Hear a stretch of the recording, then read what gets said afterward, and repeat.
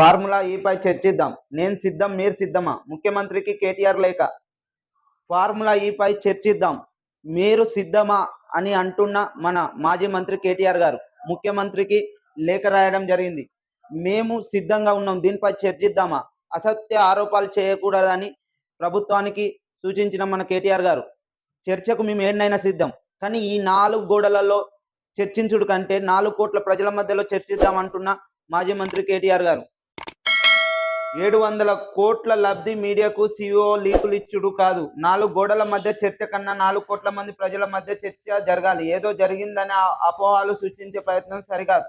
అంటే ఈ car racing లో అవినీతి జరిగిందని అసత్య ఆరోపణలు చేస్తున్న రాష్ట్ర ప్రభుత్వం.